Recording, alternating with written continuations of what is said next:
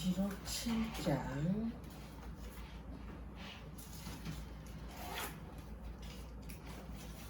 자, 계시록 7장은 그 영적 이스라엘 백성이 구속을 받아서 영광의 나라로 들어간 14만 4천인의 이야기예요.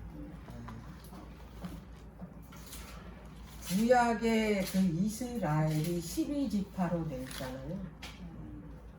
그래서 12지파라고 딱 12명이 아니잖아요. 근데 이제 여기에 12지파 명수가 14만 4천입니다. 여기에. 자, 볼게요. 17장 1절부터 볼게요. 이일 후에 내가 내 천사가 땅 내 모퉁이에 선 것을 보니 땅의 사방의 바람을 붙잡아 바람으로 하여금 땅에나 바다에나 각종 나무에 불지 못하게 하더라. 또 봄에 다른 천사가 살아계신 하나님의 인을 가지고 해 돋는 데로부터, 이거 예수님 오시는 방향이에요, 올라와서 땅과 바다를 해롭게 할 권세를 얻은 내 천사를 향하여 큰 소리로 외쳐 가로되 우리가 우리 하나님의 종들의 이마에 인치기까지 땅이나 바다나 나무나 해하지 말라 하더라. 내가 입맞은 수의 자의 수를 들으니 이스라엘 자손의 각 지파 중에서 입맞은 자들이 14만 4천이니라 그랬어요. 이게 지난번에 한 그 6째 이인이 떼어질 때 그 오는 재앙에 대해서 했잖아요. 근데 그 재앙에서 벗어난 사람들이 바로 입맞은 자들 14만 4천인이라는 얘기예요. 그래서 오늘은 이 14만 4천인의 원래 자리에 들어가 있었는데 여기 계시록에서는 이 그 지파 12지파 중에서 2지파가 빠지고 딴 지파가 들어갔어요. 자, 그럼 이제 볼게요. 이제 어느 지파가 들어갔는지. 자, 5절. 유다 지파 중에서 입맞은 자가 1만 2천이요. 르벤 지파 중에 1만 2천이요. 갓 지파 중에 1만 2천이요. 아셀 지파 중에 1만 2천이요.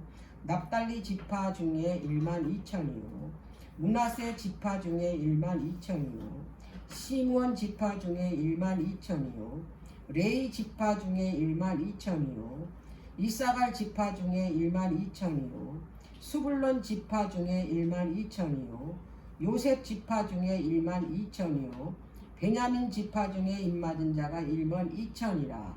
이 일에 내가 보니 각 나라와 족속과 백성과 방언에서 아무라도 능히 셀 수 없는 큰 무리가 흰옷을 입고 손에 종려가지를 들고 보좌 앞과 어린 양 앞에 서서 큰 소리로 외쳐 가로되 구원하심이 보좌에 앉으신 우리 하나님과 어린 양에게 있도다 그랬어요. 자, 여기서 지금 이 입맞은 자들이 사절에 보니까 14만 4천인인데 각 12지파 중에 12,000명씩. 그러니까 지금 거론한 지파가 몇 지파예요? 12지파잖아요.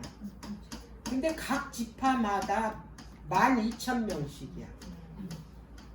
그러니까 전부 합하니까 몇 명이에요? 14만 4천 명이다 이 말이에요. 그러면 여기서 구원받은 그 무리가 딱 14만 4천이냐 이 말이에요. 응? 자, 하나님께서는 그 하나님의 왕국의 숫자를 12라고 제가 말씀드렸잖아요. 그래서 이 하나님의 나라를 세울 때는 반드시 12이라는 숫자가 들어요.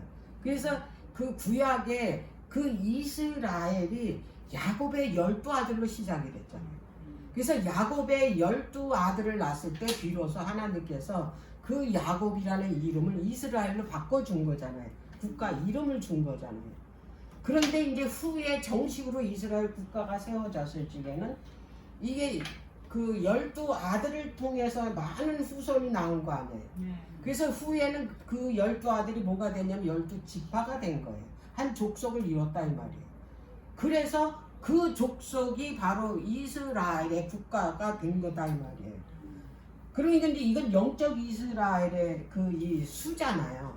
그 백성의 숫자. 자, 그럼 이제 육적 이스라엘의 백성의 숫자를 한번 볼게요. 민수기 26장.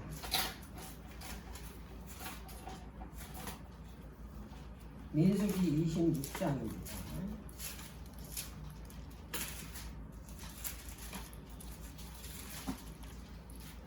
민수기 26장은 이제 요단강을 앞에 둔 그 씻긴 골짜기예요. 모압 평지에. 이제 여기에서 인구 조사를 다시 한번 합니다. 왜 그러냐? 1차 그 출애굽했을 때 구원받은 그 애굽에서 구원받은 모세를 통해서 그 이스라엘의 백성의 수는 이제 민수기 1장에 인구 조사를 해요. 그게 첫 번째 인구 조사예요. 근데 지금 26장에는 지금 40년이 지났어요. 근데 아까 말했듯이 40년 동안 아까 히브리서 말했잖아요. 하나도 못 들어갔다. 여호수아 갈렙만 들어갔어요. 다 죽은 거예요. 그래서 여기서는 다시 다 죽었으니까 가나안 땅에 들어갈 인구 조사를 다시 해야 돼. 응? 그래서 다시 해야 되는데 그러면 이 인구는 그럼 어떤 인구냐? 어떤 사람이냐? 이거 2세대. 출애굽한 1세대가 아니고 이제 그때 나온 자녀들이에요. 후손들. 그들은 그때 어떻게 해요? 그들은 그때는 뭐냐면 인구 수에 들어가지 않았으니까 어린 아이니까 할례도 안 받았고 근데 이제는 성인이 됐다 이 말이에요. 이 세대가. 그래서 여기서 이제 다시 한번 가나안 땅에 들어가기 전에 뭘 했냐면 인구 조사를 하는 거예요. 인구 조사를 했다라는 얘기는 뭐였다는 거예요? 구원받았다는 얘기예요. 응? 자, 왜 그러냐면 인구 조사를 하면 뭘 치러야 되니까 속전을 치러야 되잖아. 그 속전이 뭐였어요? 예수 그리스도의 보혈이었잖아요. 자, 그래서 그 인구 조사를 받는다라는 거는 하나님 나라의 그 백성의 계수되는 거야. 헤아림을 받는 거야. 그래가지고 한 자리를 주는 거예요. 네? 자, 그럼 여기 볼게요. 자, 26장. 자, 2절 볼게요. 이스라엘 자손의 온 회중의 총수를 그 조상의 집을 따라 조사하되 이스라엘 중에 무릇 20세 이상으로 능히 싸움에 나갈 만자를 계수하라 그랬어요. 자, 이제 계수하니까 7절 볼게요. 르벤의 가족들이라 계수함을 입은 자가 43,730명이라고 그랬어요. 네. 그 다음에 12절에 시므온 종족들이니 계수함을 입은 자가 22,000명이었더라 그랬죠. 그 다음에 그 18절에는 갓 조선의 종족들이 계수함을 입은 자가 45,500명이었더라. 그 다음에 22절에 유다 종족들이니 계수함을 입은 자가 76,500명이었더라 그랬어요. 그 다음에 25절에 이사갈 종족들이니 계수함을 입은 자가 64,300명이라 그랬어요. 27절에 스불론 종족들이니 계수함을 입은 자가 65,500명이었더라. 28절에 문하세 종족들이라 34절에 계수함을 입은 자가 52,700명이었더라 그랬고 37절에 에브라임 자손의 종족들이니 계수함을 입은 자가 32,500명이었고 그 다음에 41절에 베냐민 자손이라 계수함을 입은 자가 45,600명이다. 그 다음에 그 단 자손은 43절에 64,400명. 47절에는 아셀 종족은 53,400명. 그 다음에 이제 51절에 50절에 납달리 가족은 종족들은 45,400명.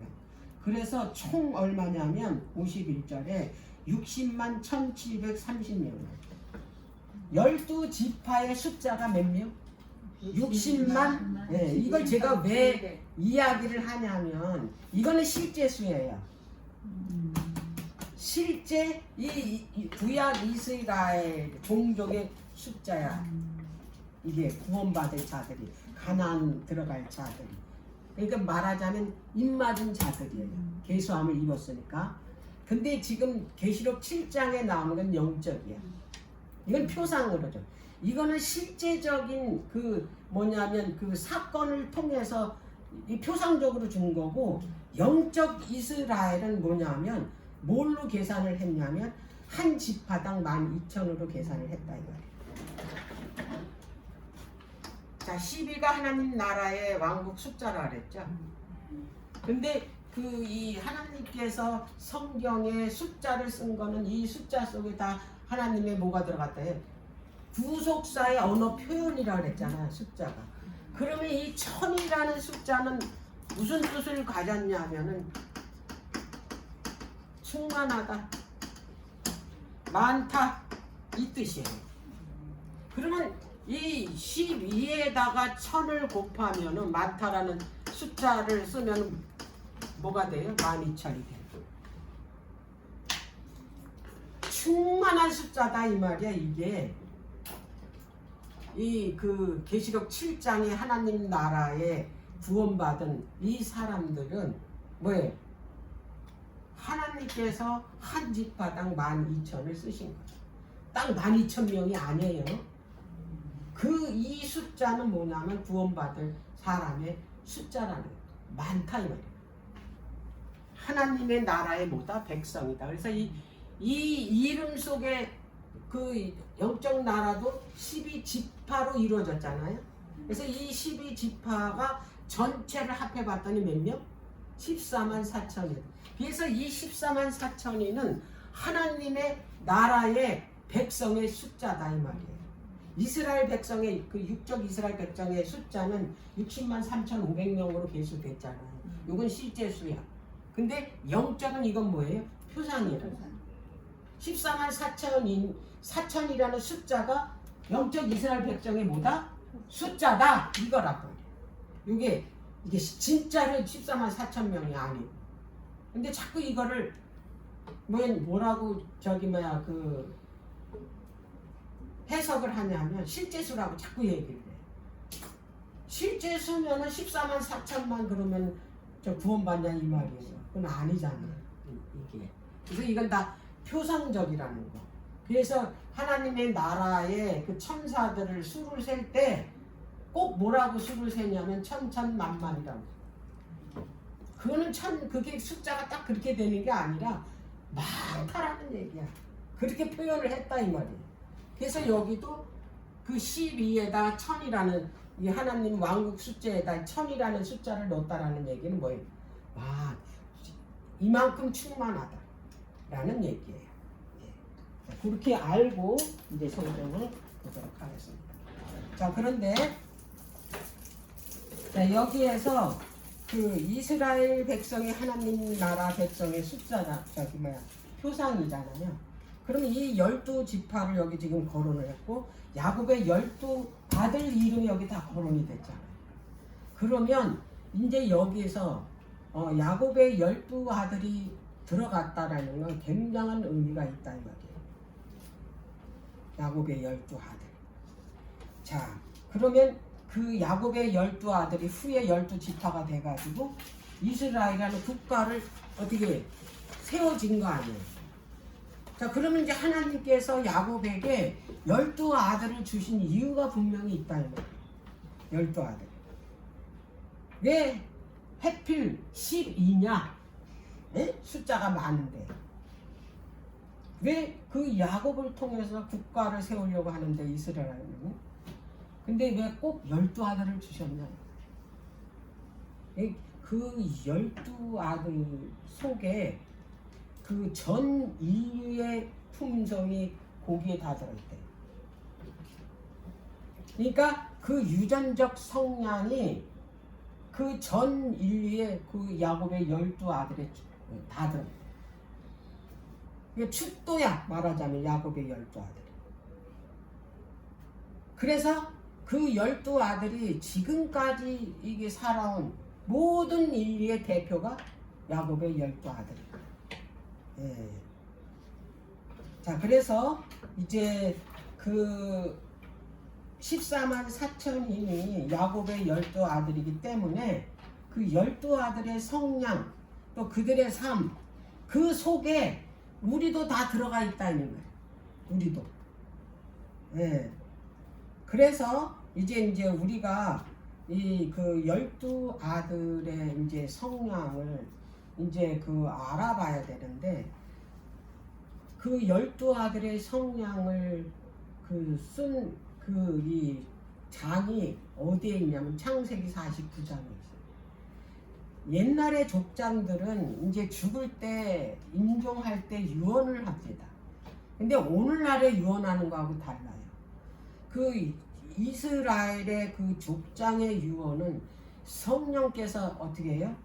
그 미리 예언을 해줍니다. 왜냐하면 그 자녀의 자라온 그 이 품성 있잖아요. 성량.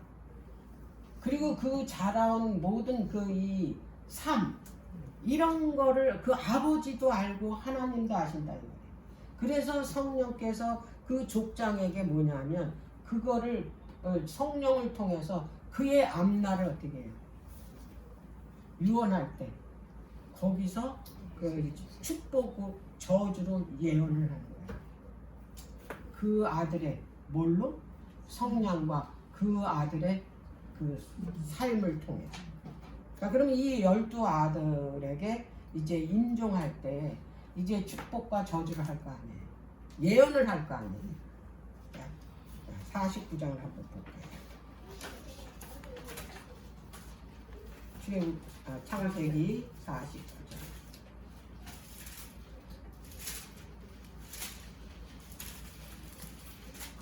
창세기 49장을 이제 보기 전에 이제 그 12그 아들 누구에게 축복을 했는지를 먼저 알아야 돼. 그리고 이제 그 12아들 중에 두 몫을 가지는 아들이 있어요. 그게 누구냐면은 그 각 그 족장마다 장자라는 게 있어요. 장자. 그래서 옛날 고대법에는 그 장자에게 주는 권리가 있어요. 근데 이제 그 이스라엘에게는 하나님께서 특별히 장자 그 특권을 줬는데 세 가지를 줬어요. 장자 특권은. 이게 세 가지가 뭐냐면 첫 번째가 기업을 두 몫으로 주는 거예요. 그리고 두 번째는 그 이 제사장 직분을 주는 거고, 그 다음에 세 번째는 메시아의 조상을 갖는 그런 그 이 특권을 갖는 거예요. 이 세 가지를. 자, 그런데 이제 그 야곱이 이제 죽을 때 이제 이 기업을 지금 두 몫을 줘야 되는데 그 두 몫을 그 받을 장자 권리를 가진 사람이 누구였나 봤더니 요셉이었다. 그럼 죽기 전에 이제 그 요셉에게 그 두 몫을 기업을 주려면 어떻게 해야 되냐? 어떻게 두 몫을 주냐? 그냥 요셉 이름으로 두 몫을 주는 게 아니고 자기 아들한테만 주는 거잖아요. 아들한테만. 그러면 요셉에게 두 몫을 주려면 요셉의 두 아들을 자기 아들로 양자로 삼아야 돼. 자기 아들로 뭐예요? 삼아야지만이 요셉에게 뭘 주는 거예요? 두 몫을 주는 거예요. 요셉의 두 아들한테 주는 거니까. 그럼 먼저 해야 되는 일이 뭐냐면 이제 요셉의 아들을 뭐예요? 자기 아들로 삼는 일을 해야 돼요. 네. 그게 이제 48장이에요. 48장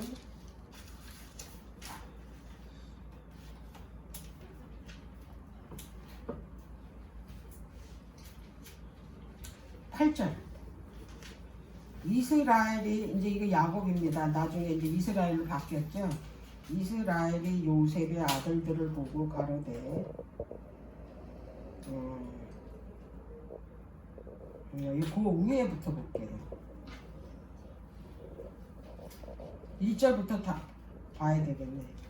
2일 후에 혹이 요셉에게 고하기를 내 부친이 병들었다 하므로 그가 곧 두 아들 므낫세와 에브라임과 함께 이르니 혹이 야곱에게 고하되 네 아들 요셉이 내게 왔다 하며 이스라엘이 힘을 내어 침상에 앉아 요셉에게 이르되 이전에 가나안 땅 루스에서 전능한 하나님이 내게 나타나 복을 허락하여 내게 이르시되 내가 너로 생육하게 하며 번성하게 하여 내게서 많은 백성이 나게 하고 내가 이 땅을 내 후손에게 주어 영원한 기업이 되게 하리라 하셨느니라 그랬어요. 이게 아브라함한테도 약속했고 이삭에게도 약속했고 야곱에게도 했어요. 그 말씀을 하시는 거예요. 5절 내가 애굽으로 와서 내게 이르기 전에 애굽에서 내게 낳은 두 아들 에브라임과 므낫세는 내 것이라 그러잖아요. 이제 내 아들이다 이 말이에요. 르벤과 시므온처럼 내 것이 될 것이라는 거예요. 이 얘기는 르벤 시므온의 아들이잖아요. 마찬가지로 네 아들 에브라임도 그 다음에 므낫세도 이제 내 아들이라는 얘기예요. 그 얘기를 하는 겁니다. 6절 이들 후에 내 소생이 내 것이 될 것이며 그 산업은 그 형의 명의하에 함께 하리라. 내게 가나안은 내가 이전에 밧단에서 올 때에 라헬이 나를 따르는 노중 가나안 땅에서 죽었는데 그것은 요거는 그냥 넘어갈게요. 8절 이스라엘이 요셉의 아들들을 보고 가로되 이들은 누구냐? 이제 나이가 이제 많아가지고 눈이 어두워서 이게 잘 안 보이는 거예요. 요셉이 그 아비에게 고하되 이는 하나님이 여기서 내게 주신 아들들이니이다. 아비가 가로되 그들을 이끌어 내 앞으로 나오라. 내가 그들에게 축복하리라 그랬어요. 이제 누구의 아들로 이제 그 양자 삼냐면 이제 야곱이 이제 자기 아들로 양자 삼아서 이제 기업을 물려주는 축복을 이제 하는 거예요. 10절 이스라엘이 눈이 나이로 인하여 어두워서 보지 못하더라. 요셉이 두 아들들을 이끌어 아비 앞으로 나아가니 이스라엘이 그들에게 입맞추고 그들을 안고 요셉에게 이르되 내가 내 얼굴을 보리라고는 뜻하지 못하였더니 하나님이 내게 내 소생까지 보이셨도다. 요셉이 아비 무릎 사이에서 두 아들을 물리고 땅에 엎드려 절하고 우스로는 에브라임을 이스라엘의 자수를 향하게 하고 자수로는 므낫세를 이스라엘의 우수를 향하게 하고 이끌어 그에게 가까이 나아가며 이스라엘이 우수를 펴서 찾아 에브라임 머리에 얹고 자수를 펴서 므낫세의 머리에 얹으니 므낫세는 장자라도 팔을 어긋맞겨 얹었더라 그랬어요. 자, 요셉은 자기 아들이 장자가 므낫세고 에브라임이 차자니까 이거를 그 아버지 앞에 가가지고 므낫세는 아버지 오른손으로다가 이렇게 올리게 했고 그 에브라임은 왼손으로 얹게 했어요. 그러니까 그 옛날에 그 축복을 할 때는 이거 안수하는 거잖아요. 그래서 이게 그 오른손은 굉장한 특별한 의미가 있어요. 뭐냐면 그 영적인 능력이나 은사를 전달할 때는 반드시 뭘로 하냐면 오른손으로, 왼손으로 합니다. 오른손으로. 그러니까 그 장자는 므낫세니까 아버지한테 그 축복을 받으려면 오른손으로 이제 해주는 게 관례예요. 근데 아버지가 눈이 멀었어. 잘 안 보여. 근데 요셉이 그렇게 안 쳤다 이 말이에요. 이렇게 아예 이렇게 대줬어. 그랬더니 야곱이 바꾸는 거야. 에브라임한테 오른손을 놓고 므낫세한테 왼손을 이렇게 놓는 거야. 아버지 얘가 그 장자가 아니고 므낫세가 잡아요. 그랬더니 야곱이 그러는 거야. 나도 아들아 나도 한다. 그렇게 얘기하는 거야. 자, 그러면서 14절 이스라엘이 우수를 펴서 찾아 에브라임의 머리에 얹고 자수를 펴서 므낫세의 머리에 얹으니 므낫세는 장자라도 팔을 어긋맞겨 얹었더라. 그가 요셉을 위하여 축복하여 가로되 내 조부 아브라함의 아버지 이삭에 섬기던 하나님 나의 남으로부터 지금까지 나를 기르신 하나님 나를 모든 환난에서 건지신 사자께서 이 아이에게 복을 주시오며 이들로 내 이름과 내 조부 아브라함과 아버지 이삭의 이름으로 칭하게 하시오며 이들로 세상에서 번식하게 하시기를 원하나이다. 요셉이 그 아비 우스를 에브라임 머리에 얹은 것을 기뻐하지 아니하여 아비의 손을 들어 에브라임 머리에서 므낫세의 머리로 옮기고자 하여 그 아비에게 이르되 아버지여 그리 마옵소서 이는 장자니 우스를 그 머리에 얹으소서. 아비가 허락지 아니하여 가로되 나도 안다 내 아들아 나도 안다. 그도 한 족속이 되며 그도 크게 되려니와 그 아우가 그보다 큰 자가 되고 그 자손이 여러 민족을 이루리라 그랬어요. 므낫세도 자기 그 민족을 세운다 했어. 나라를 세운다 그랬어. 근데 에브라임이 더 어떻게 크게 될 것이다. 그러니까 에브라임에게 더 큰 축복을 줬는데 여러 민족을 다스리는데 누가? 에브라임. 근데 그게 성취됐어요. 그 통일 그 이스라엘에서 이제 솔로몬이 죽고 난 다음에 분열됐잖아요. 남가부로. 그때에 에브라임이 10지파를 다스렸잖아. 여로보암이 어느 지파예요? 에브라임 지파죠. 그래서 에브라임을 북방 이스라엘이라고도 하고 북방 이스라엘을 에브라임이라고도 칭해요. 그 선지서 보면 에브라임 이거는 북방 이스라엘을 칭하는 말이에요. 그 정도로 이 에브라임이 엄청난 축복을 받았다라는 얘기예요. 요거를 읽어야 이제 지금 우리가 그 계시록 7장에 이 14만 4천에서 왜 이 엄청난 축복을 받은 이 야곱에게 엄청난 축복을 받아 그냥 축복도 아니야. 어마어마한 축복을 받았는데 왜 마지막에 가서 그 하나님에 들어가는 그 지파에서 왜 빠졌냐. 그 수에서. 근데 오늘 그걸 공부하려고 하는 거기 때문에 이걸 반드시 알아야 된다는 이 내용. 자, 그러면 야곱의 기업이 어디예요? 야곱의 기업이 가나안이잖아. 그러면 이 야곱의 아들이 12이니까 가나안 땅에 가면 12조각으로 나눠줘야 될 거야. 근데 거기서 요셉은 두 몫이니까 요셉에게는 두 몫을 줘야 되는 거야. 가나안 땅에서 그 12지역을 두 지역은 누구한테 줘야 되냐면 그 요셉에게 주는데 그 두 몫을 주려면 그의 아들 둘을 야곱의 아들로 양자로 드려야 돼. 자, 그래서 여기 그 요셉에게 그 장자의 특권인 기업을 두 몫으로 주는 그 내용이 48장이에요. 이거 반드시 알아야 됩니다. 자, 그 다음에 이제 그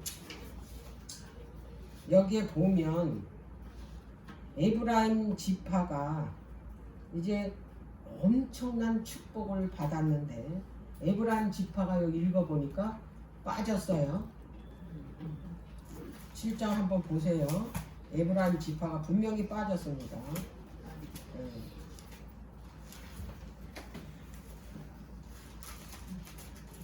자,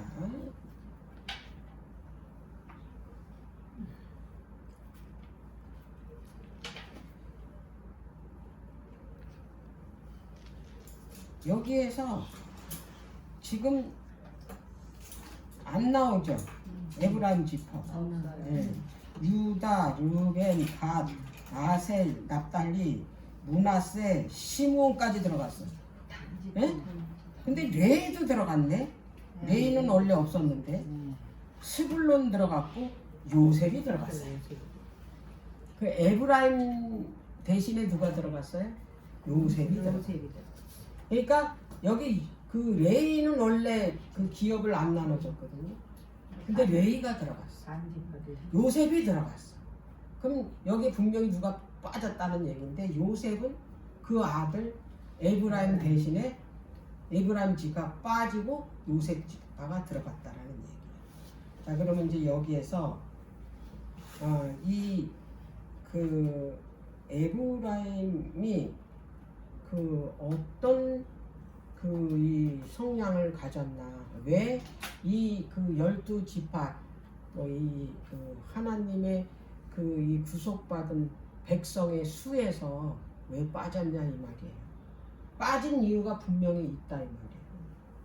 빠진 이유가 이렇게 야곱한테 엄청난 축복을 받았는데 그 열 민족을 줬잖아 열 지파. 그런 축복을 받았어. 근데 후에 마지막 때 가니까 이 그 무리에서 빠졌다는 게 이제 여기에서 이제 이 그 에브라임 지파가 어떤 짓을 했나? 그 여로보암한테 그 열 지파를 준 거 아니에요? 유다 지파한테는 그 두 지파만 줬지. 한 지파만 준 거야 베냐민 지파. 근데 이 에브라임 지파가 그 왕이 되면서부터 하나님을 버렸어요. 우상을 세웠어요. 이런 엄청난 죄를 저질러. 자, 그래서 이제 그 북방 이스라엘 그를 멸망시킬 때 멸망하기 전에 이 악한 이 백성을 구원하려고 하나님께서 그 호세아 선지자를 호세아 선지자를 보내서 정말 그 이 간절하게 애통하면서 호소를 했어요. 내게 돌아오라. 근데 그 호세아 선지자가 이제 뭐라고 그 에브라임 지파에게 그 이야기를 했냐면 호세아 7장을 한번 보세요. 호세아 선지자가 이 백성을 뭐라고 칭했나? 호세아서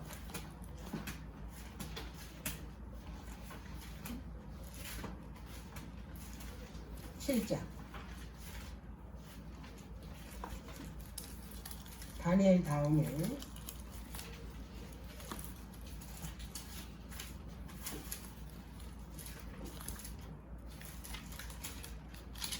7장 8절 에브라임이 열방에 혼잡되니 이게 모든 나라예요. 혼잡되니 저는 곧 뒤집지 않은 전병이로다 그랬어요. 에브라임을 표현하기를 그 뭐냐면 프라이팬에 오늘날에 뒤집지 않은 전병이에요. 그 성소에 보면 그 떡상에 올라가는 떡이 있잖아요. 그 소재. 그 소재를 철판에 굽거나 아니면 그 솥에 찌거나 하거든요. 근데 이거를 구울 때 이거를 익었으면 이거를 뒤집어야 돼. 그렇죠? 그 뒤집어야 그 위에는 안 익었으니까 골고루 익히면 뒤집어줘야지. 그게 골고루 익는데 안 가봤기. 근데 이 에브라임은 뒤집지 않은 거리. 전병이래. 그럼 이걸 뭘 말하는 거야? 이게 뒤집지 않은 전병은 그 혼합됐다 그러잖아요. 그 열방에. 그거는 뭐냐면 그 이제 제가 이제 여기서 다 썼어. 쉬운 성경 번역에는 이렇게 기록이 했어요. 에브라임은 여러 민족들과 섞여 버렸으므로 마치 뒤집지 않고 계속 구워 한쪽만 바짝 익은 빵처럼 아무 쓸모없게 응? 여러 민족들과 섞여 버렸대. 응? 그 우상들과 섞였다 이 말이죠. 공동 번역에는 또 이렇게 기록이 되어 있어요. 이 민족 저 민족에게 빌붙은 에브라임. 에브라임은 뒤집지 않고 구운 가거다 이렇게 번역이 돼요. 직역 번역은 뭐라고 기록됐냐면 에브라임은 민족들 가운데 혼잡되니 에브라임은 뒤집지 않는 캐릭터다 이렇게 돼요. 킹제임스 번역에는 에브라임 그는 백성 가운데서 스스로를 혼합시켰으니 에브라임은 뒤집지 않은 가족이다. 자, 그러면 왜 뒤집지 않는 정병이라고 했을까? 여기가 어떤 의미가 들어있을까? 전병은 앞뒤로 골고루 어떻게 해야 돼요? 입어야지. 예, 이게 뒤집어줘야 잘 익거든. 근데 뒤집지 않으면 한쪽은 타버려. 그리고 한쪽은 안 익어. 그럼 그거 먹을 수 있어요? 그거 못 먹기 때문에 어떻게 해야 돼? 버려야 돼. 에브라임이 그렇대. 응?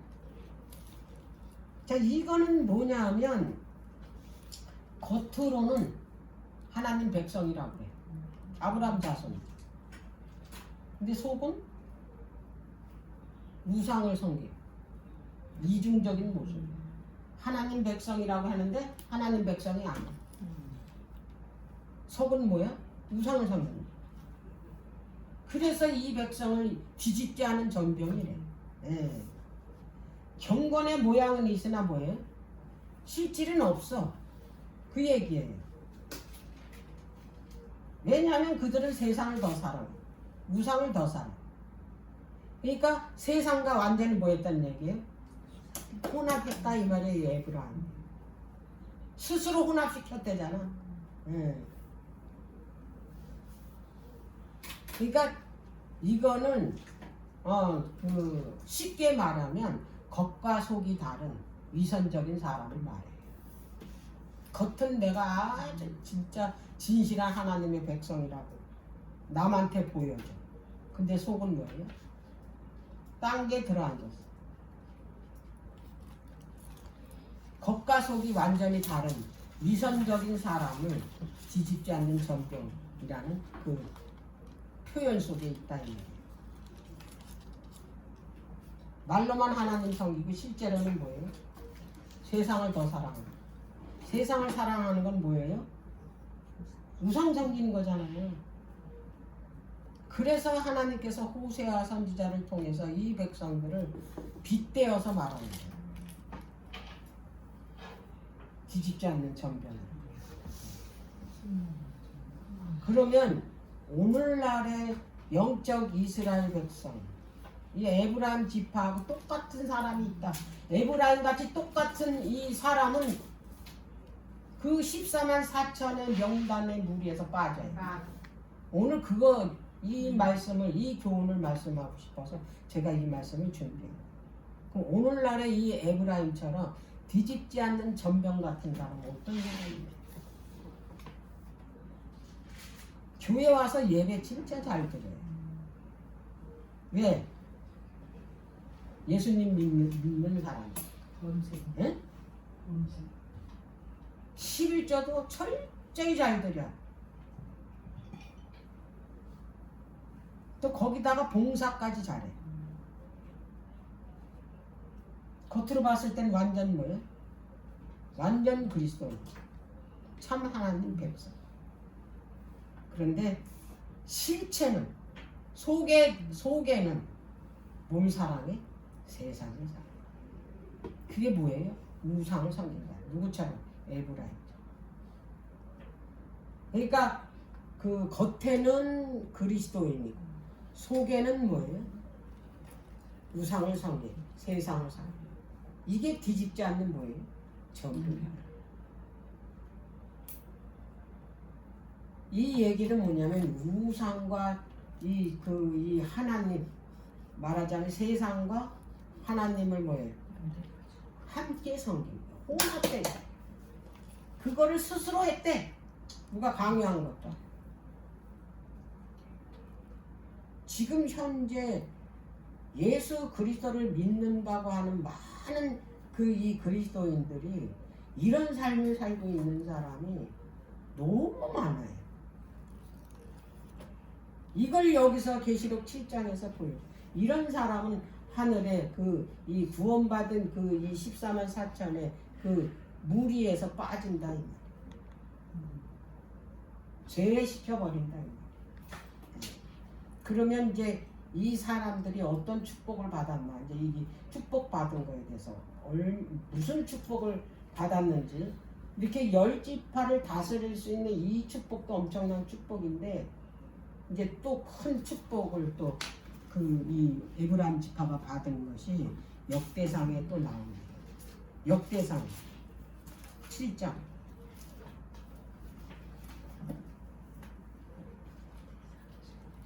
역대상은 그 중반부까지는 3분의 1이 다 뭘 기록되어 있냐면 족보에 대해서 기록이 되어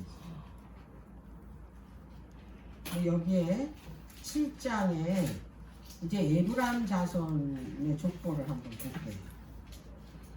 7장 21절부터 볼게요.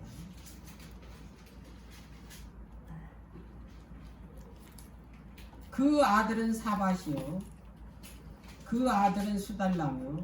이게 다 이제 그 에브람을 얘기하는 거예요. 그 위에 20절에 보니까 에브람의 아들은 수달라요. 그 쭉 나왔죠.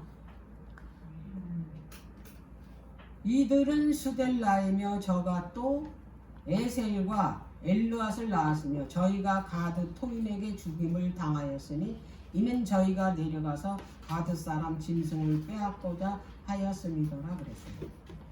여기에서 에브라임의 아들이 그 자손들이 가드 사람 토인들에게 그 아들들이 다 죽임을 당했다. 다 엄청난 저주죠. 에브라임의 아들들이. 자, 왜 가드 토인들한테 죽었나 봤더니 그들의 짐승을 뭐 빼앗으려고 하다가 다 죽었어. 자, 그런데 22절 보세요. 근데 이 아들들이 다 죽었으니까 이제 저주 중에 저주잖아. 자식이 다 죽었으니까. 그 아비 에브라임이 위하여, 그러니까 이 일을 위해서 여러 날 슬퍼함으로 그 형제가 와서 위로하였더라. 그 후에 에브라임이 그 아내와 동침하였더니 아내가 잉태하여 아들을 낳으니 그 집이 재앙을 받았으므로 그 이름을 부리아라 하였더라 그랬어요. 이 얘기는 뭐냐면 그 가드 토인들한테 아들들이 다 죽은 그 저주를 받았잖아요. 재앙이잖아요. 이건 완전히. 그런데 그 이 에브라임이 이제 그 슬픔을 안고 이제 또 그 아들을 낳는데 그 재앙 가운데 아들을 낳았어요. 그래서 이 에브라임은 재앙 가운데서 아들을 낳았기 때문에 아들 이름을 재앙이라고 지은 거야. 부리아가 재앙이라는 뜻이야. 얼마나 큰 재앙이면 그 재앙 가운데서 난 아들이라 그래서 이름까지 뭐라고 졌냐면 재앙이라는 부리아라고 이름을 졌다 이 말이에요. 여기까지는 에브라임 지파가 큰 뭐예요? 저주를 받은 게 나오죠. 자, 그런데 이 부리아에게서 이제 완전 반전이 있습니다. 재앙 가운데서 난 이름조차 재앙인 이 부리아한테 누가 태어나냐. 자, 24절 합니다.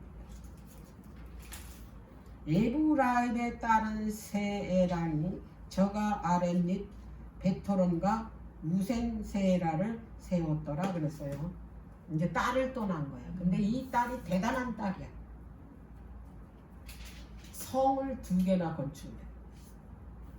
이 딸이 대단한 딸이죠. 자, 이 대단한 딸을 낳은 다음에 이 부리아가 자 26절 25절 부리아의 아들들은 레바와 레셉이요 레셉의 아들은 벨라요 그 아들은 다한이요 그 아들은 라단이요 그 아들은 암미옷이요 그 아들은 엘리사마요 그 아들은 눈이요 그 아들은 누구라고요? 어마어마한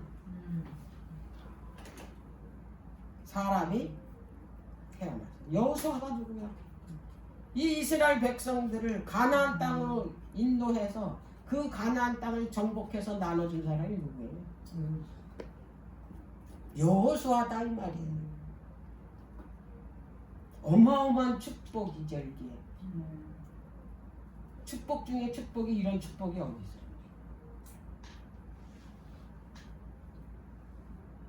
자식이 이런 자식이 있다면 그건 영광 중에 영광. 근데 또 여러분들 사무엘 알죠? 통일 왕국의 그 세울 수 있는 주체자가 사무엘이에요. 사무엘이요. 그가 에브라임 지파는 아니지만 에브라임 산지가 그가 태어난 곳이에요. 대단하지 않아요? 사무엘 사사자, 제사장이자 선지자예요. 그게 누구하고 연관됐냐면 에브라임 지파하고 연관. 자, 이런 엄청난 축복을 받았어 이 에브라임. 그래서 이 축복이 그들에게 복이 돼야 되는데 이제 그들에게 그게 저주가 됐다는 말이에요. 그게 우리의 삶 속에서 그런 일이 비일비재하다 이 말이에요. 많은 축복을 받았음에도 불구하고 그 축복을 하나님의 영광을 그 드리는 일에 쓰지 않고 자기에게 영광을 드리는 일을 썼을 때는 그게 뭐예요?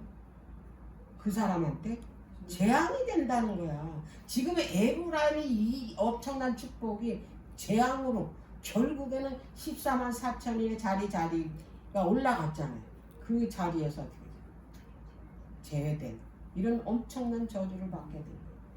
그러니까 볼까요? 이 사람네들이 이제 무슨 짓을 하는지. 이 사람들은 있잖아요. 자기네들이 완전히 그 특권층이라고 생각. 하나님께서 그런 엄청난 축복을 줬어요. 그죠? 안 그러겠어요? 특별한 자기네는 지파야. 그러니까 이 에브라임 지파는 그런 이 생각을 했기 때문에 다른 지파에 군림하려고 했어요. 그리고 그 다른 지파에서 그 큰 용사가 나오면 그걸 질투 시기를 했어요. 자, 그래서 그런 축복 때문에 이 지파는요 질투심이 강하고 그 다음에 아주 교만했어요. 우리 주변에서 보세요. 이런 에브라임 지파처럼 그런 이 성향이 나타나지 않나 한번 보세요. 축복받은 사람들은 이런 성향이 많이 교회에서. 그리고 없는 사람, 예, 짓밟고 군림하고 그러잖아요. 예? 자, 그게 이제 어디서 나타나냐면 사사기에 가면 기드온이 그 미디안하고 싸웠대. 그 기드온. 이제 그 미디안 사람들하고 메뚜기 떼처럼 쳐들어왔대잖아. 그리고 오랫동안 그들이 농사진 거 다 뺏어가고 오죽하면 그 포도주 밟는 그 그 골짜기에 가가지고 그 몰래 추수를 했겠어. 다 뺏어가기 때문에. 그런데 이 기드온이 하나님께서 그를 택하셔가지고 용사로 삼으신 거 아니에요. 싸우러 나갈 때 다른 지파들은 이제 다 도와달라고 해서 그 다 나왔던데 에브라임 지파는 안 나갔어. 근데 대승을 하고 돌아온 거예요. 그러니까 기드온의 용사여 막 찬양을 하고 했을 때 그게 너무 질투가 나는 거예요. 그래가지고 이제 승리하고 오니까 왜 우리 그 싸우러 나갈 때 우리는 안 불렀냐? 나오라 할 때는 안 나오고 이기고 돌아오니까 와서 그렇게 책망을 하는 거예요. 자, 사사기 8장을 합니다. 이 에브라임 지파가 어떻게 교만한지. 사사기 8장입니다. 1절.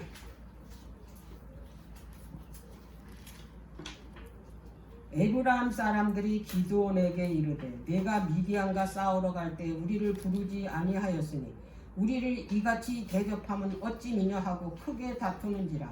기드온이 그들에게 이르되 나의 이제 행한 일이 너희의 한 것에 비교되겠느냐. 이 참 유순한 사람이야 이 기드온. 이 기드온은 므낫세 지파야. 응? 그러니까 이 므낫세 지파를 아래로 본 거야. 자기는 위로 본 거지. 자, 그러면서 이제 스스로를 낮춰요. 기드온이. 이제 뭐라고 했냐면 에브라임의 끝물 포도가 아비에셀의 만물 포도보다 낫지 않냐. 아비에셀이 이 므낫세 지파 아버지. 너네 끝물 이제 마지막으로 이제 그 추수 다 한 다음에 그 끝물 있잖아요. 그게 자기 지파의 만물보다 낫다고 이렇게 지켜주는 거예요. 그러니까 그들이 그렇게 뭐냐면 그 다른 지파 위에 있다라는 걸 여기서 여실히 보여주잖아요. 그러지 않았으면은 여기서 전쟁이 일어났을 거예요. 에브라임이 왜냐면 여기 책만 하나 나왔잖아. 자기가 무슨 염치로 전쟁에 그 가담도 안 하고 도와주지도 않고 다 승리하고 난 다음에 와가지고 이렇게 하는 거는 진짜 잘못된 거잖아요. 자, 그 입다 알죠? 입다. 입다 때도 그랬어요. 입다도 므낫세 지파예요. 에브라임 지파가 또 찾아 나왔어. 12장 사살.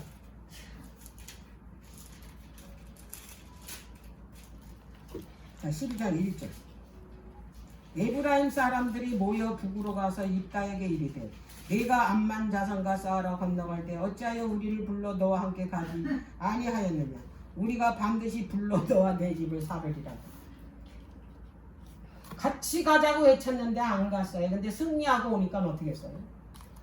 이 와가지고 왜 우리 안 불렀냐고.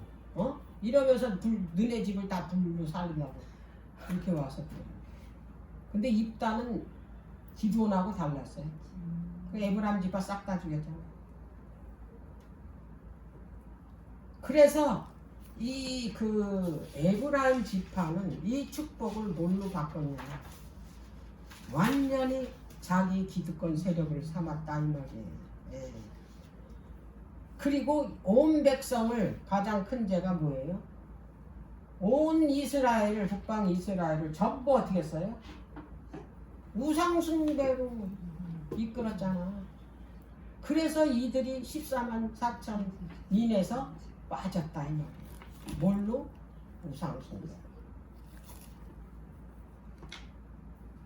자, 그럼 또 한 지파가 빠졌는데 그 지파가 어느 지파냐면 단지파 지파. 그 단지파는 그럼 왜 빠졌냐? 단지파도 있잖아. 에브라임 지파 못지않게 야곱이 큰 축복을 줬어요. 자, 창세기 49장. 어떤 축복을 해요?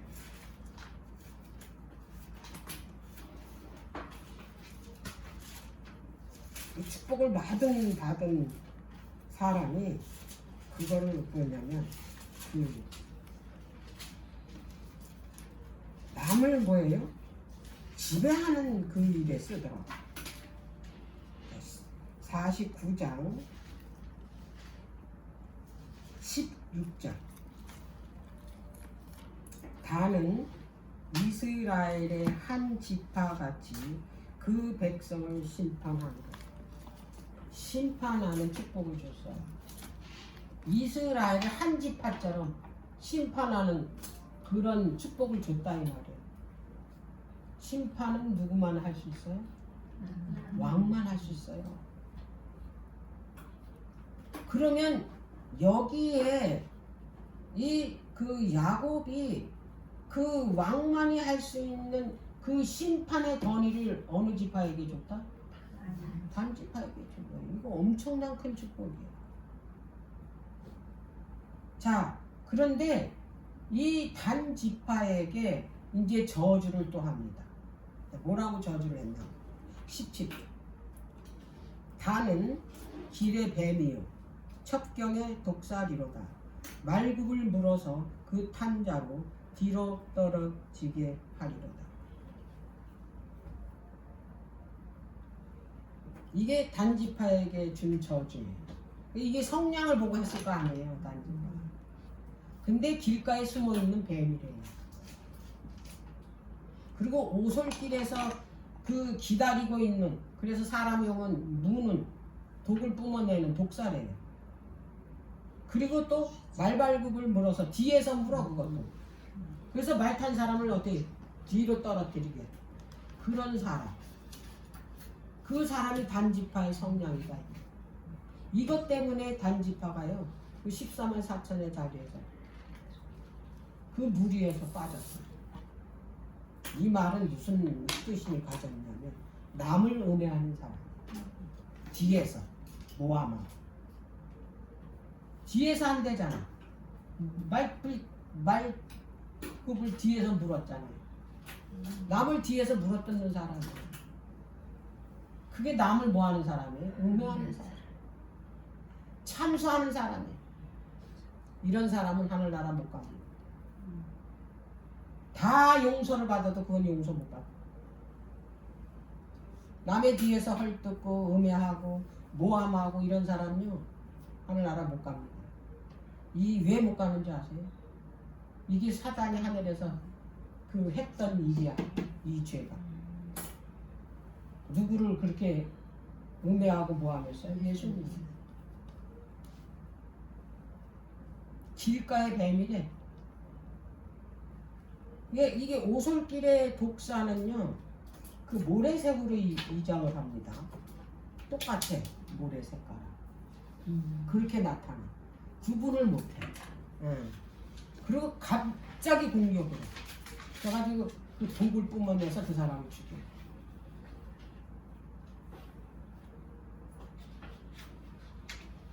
그래서 이 단지파는 그런 그 재판하는 왕의 권위 같은 그런 권세의 축복을 줬는데 이런 성향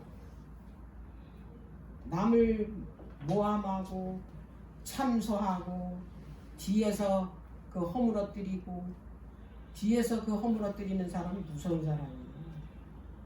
그리고 자기 편의처럼 위장해가지고 처음에 그래서 사람이 마음 놓고 있을 때 그때 물잖아요. 그 무서운 거거든. 우리 교회 안에서도 그런 사람 많아요. 있어요. 네.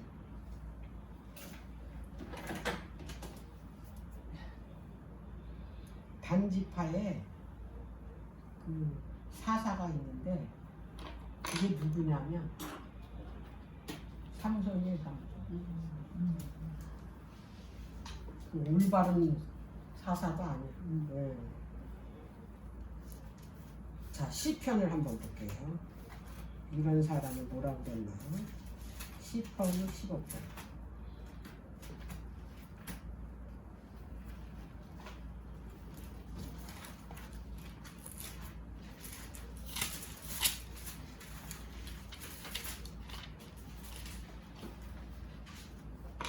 자, 1절부터 볼게요. 여호와여 주의 장막에 유할 자 누구며 주의 성산에 거할 자 누구입니까? 하고 다윗이 물어봤어요. 하나님의 나라에 들어갈 사람이 누구냐고 물어본 거예요. 그랬더니 2절 정직하게 행하며 공의를 일삼으며 그 마음에 진실을 말하며 그 혀로 참소치 않는 자는 하늘에 갈 사람 그 벗에게 행악지 아니하며 그 이웃을 해방치 아니하며 그랬잖아요. 그러니까 이웃을 해방하고 이웃을 어떻게 해요? 이웃에게 뭐예요? 악을 행하고 이러는 사람은요 하늘나라 못 간다는 얘기예요. 그게 단지파 같은 이 뭐예요? 성향이다 이거예요. 뒤에서 무는 길가에서 기다렸다가 무는 그런 독사, 뱀 이런 사람들은 결국에는 어떻게 해요? 하늘나라 못 간다는 거예요. 시편 101편을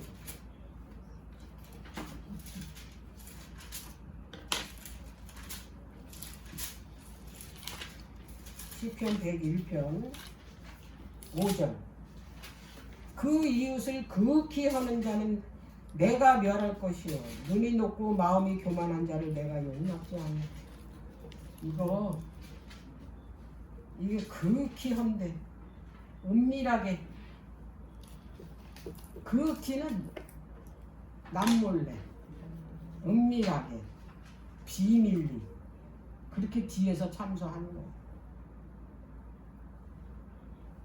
이런 사람은 하늘나라 못 간다. 하나님께서 그러잖아. 예. 혀로 형제를 참소하는 죄는 하나님의 나라에 못 간다. 예. 참소가 뭐예요? 중상하고 염탐하고.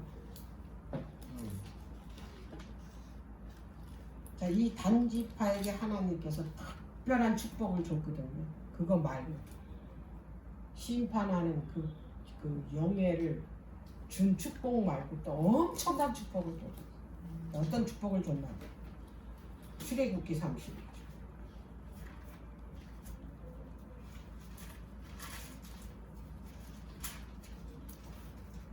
6절입니다. 지금 그 해막기구를 만드는 과정입니다.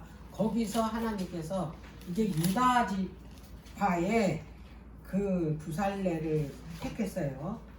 그리고 또 한 사람을 택했는데 그게 단지파예요. 6절. 내가 또 단지파 아히사막의 아들 오홀리압을 세워 그와 함께하면 이제 그 부살렐과 함께했다 이 말이에요.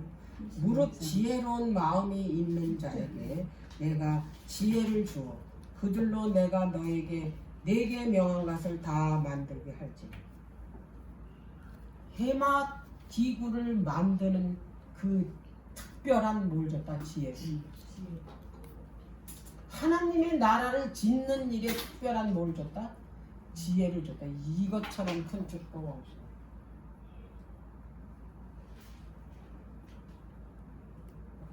엄청난 축복을 준 거야. 이것도 꼭 집어서 얘기했잖아. 단지파 오홀리압. 그런데 이 단지파가 있잖아요. 이 성막 짓는 일에 하나님의 나라를 짓는 일에 뭘 줬어요?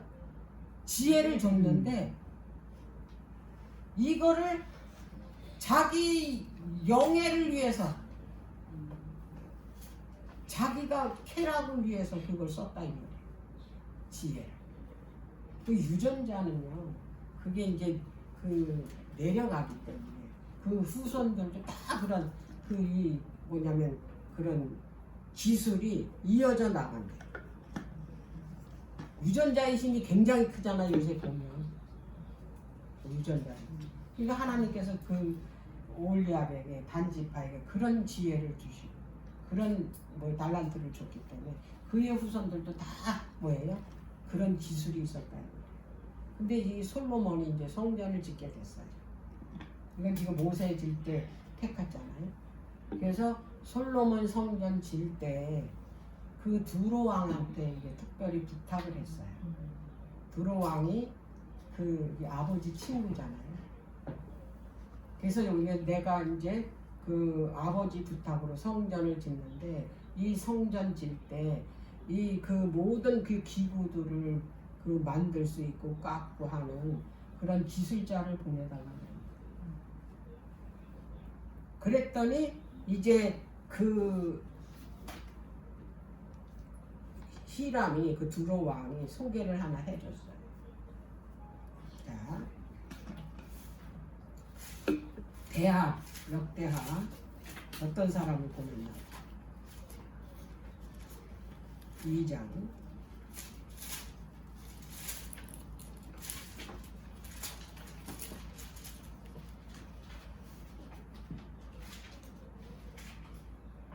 7절.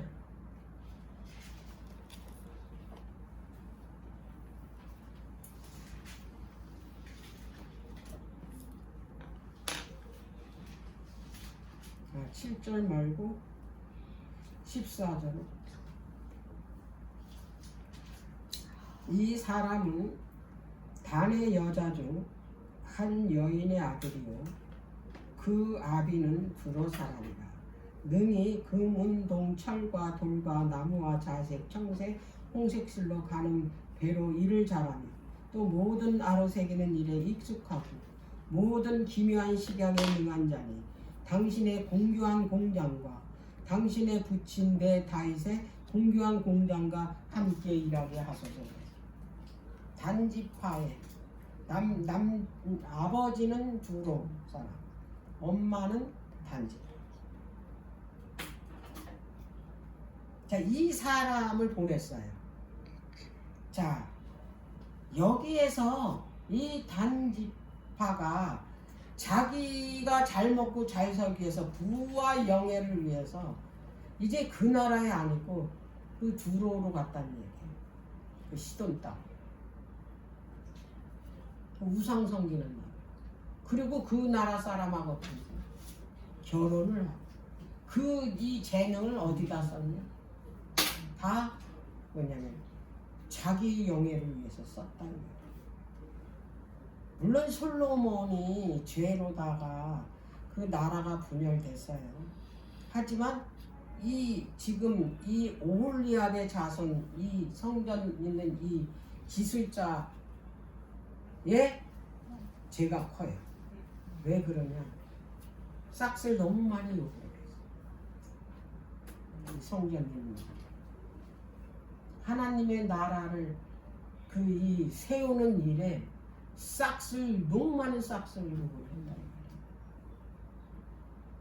솔로몬이 감당이 안 됐어. 그 자기 아내들 그냥 다 산당 짓는 일에도 돈 다 썼지.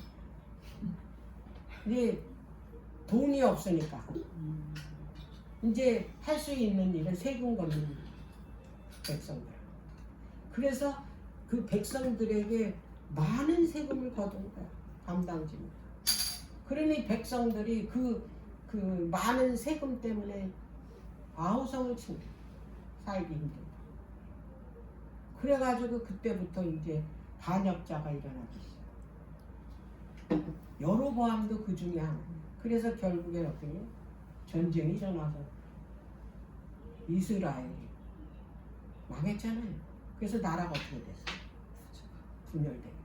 그 역할을 이 단지파의 이 후손이 성전 짓는 일에 자기 영예를 위해서 자기가 잘 먹고 잘 살기 위해서 이런 높은 싹을 요구했기 때문에 그렇게 이 솔로몬 그 왕국이 그렇게 망하게 되고 분열이 되는 그런 일을 하게 된 사람 중에 하나가 이 단지파예요. 이런 축복을 줬음에도 불구하고 이들이 어떻게 했냐? 하나님은 완전히 어떻게 반역을 하고 거기다가 또 뭐까지 하냐면 또 우상까지 또 섬겨요. 자, 그래서 그 하나님께서 이제 14만 4천의 무리를 하나님께서 이제 구원을 해 주실 때 이제 이들이 이제 그 예수님이 오실 때까지 예수님이 어디로 인도하든지 따라갈 사람들이야. 이 14만 4천 이 무리들은.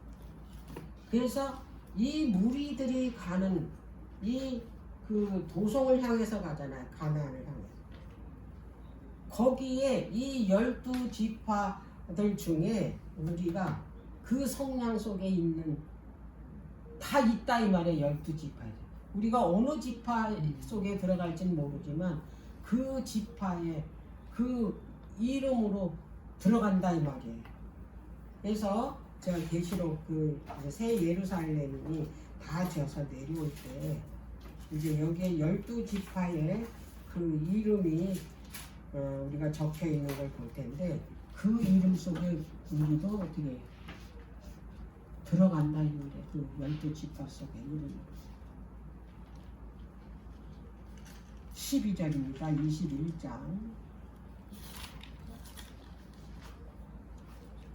자, 10절부터 볼게요. 성령으로 나를 데리고 크고 높은 산으로 올라가 하나님께로부터 하늘에서 내려오는 거룩한 성 예루살렘을 보이니 그랬어요. 이제 하나님의 나라가 다 세워졌어요.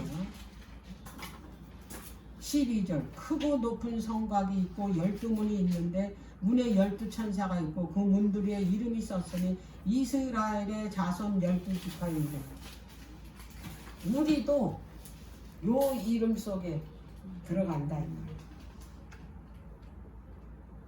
에브라임 지파나 그 단지파처럼 그런 그 이 죄를 짓지 않는 사람들은 이제 다음 시간에 이제 다음 일요일에 그 저주를 축복으로 받는 게 반대의 축복을 지금 저주로 바꿨잖아 이 지파는. 다음 시간에는 저주 받은 사람이 이제 축복을 저주를 축복으로 바꾼 지파가 나와요. 그 중에서 시몬하고 레위 지파가 나오거든요. 그 12아들 그 이 축복하는 데 있어서 이 그 레위 지파하고 시몬 지파는 묶어서 축복은 하나도 안 했어요. 완전 저주만 했어요. 그런데 여기 다 들어와 있어요. 레위 지파하고 시몬 지파 들어왔죠. 14만. 근데 어떻게 더군다나 이 시몬이라는 이 지파의 성량은 그 찾아보니까 구원받을 요소가 단 1%도 없어요. 근데 여기 보니까 들어왔어. 이거 진짜 신비 중에 신비. 우리가 봤을 때는 구원받을 요소가 단 하나도 없어요. 악랄하기가 짝이 없어. 여기는. 이제 다음에 이제 이걸 낱낱이 이 시몬의 죄를 이제 살펴보면 알겠지만 지금도 그런 사람들이 있다. 똑같은 성령이 있는 사람 있다는 거죠. 근데 그런 사람도 하늘에 갔다 이 말이에요. 어떻게 갔냐? 하나님께 돌아갔다 이 말이에요. 회개하고 갔다 이 말이에요. 어떤 죄를 져도 그가 하나님 앞에 가서 잘못했다고 하면 회개하면 하나님께서 그를 뭐예요? 순결한 의인으로 칭해 주신다. 그리고 우리를 어디로 데려가요? 그 12지파의 한 이름 속으로 뭐예요? 들어가게 하신다 이 말이에요. 그래서 오늘 14만 4천인에서 그 빠진 두 지파, 에브라임 지파와 이제 단 지파가 왜 빠졌는지를 살펴보았습니다.